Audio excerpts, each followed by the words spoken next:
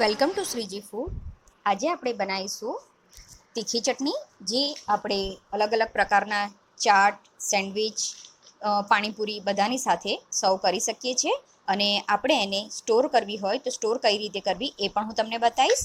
એના માટે આપણને જોઈશે કોથમીર, લીલા મરચાં, 1 કપ મેં કોથમીર લીધી છે, 4 લીલા મરચાં છે, 2 ટેબલ સ્પૂન કોથમીરની ડાળીને સમારીને લીધી છે, 1 ટેબલ સ્પૂન સિંગદાણા, 1 ટીસ્પૂન જીરું, 1 ટીસ્પૂન લીંબુનો રસ, 1 ટીસ્પૂન સુગર અને સ્વાદ પ્રમાણે મીઠું આપણે લઈશું. આ ચટણીને સ્ટોર કરવાની છે, એટલે જો તમે લસણ ખાતા હો તો લસણવાળી ચટણી તમે ફ્રેશ બનાવી શકો, પણ લસણ યુઝ કરેલી ચટણી તમે સ્ટોર ના કરી શકો. પણ આ રીતની ચટણી તમે સ્ટોર પણ કરી શકો છો. તો હવે બધા ઇન્ગ્રીડિયન્ટ્સને આપણે ચટણી જારમાં એડ કરી દઈશું. અડધી કોથમીર એડ કરીશું અને પાણી વગર પહેલાં એને થોડું ક્રશ કરી લઈએ.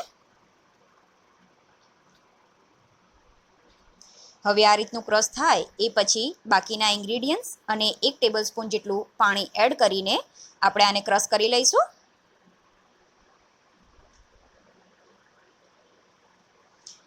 હવે આ ચટણી રેડી છે. મેં આ ચટણીને થીક જ રાખી છે. મેં કીધું એ પ્રમાણે આપણે આ ચટણીને 1.5 થી 2 મહિના સુધી ફ્રીઝરમાં સ્ટોર પણ કરી શકીએ છીએ.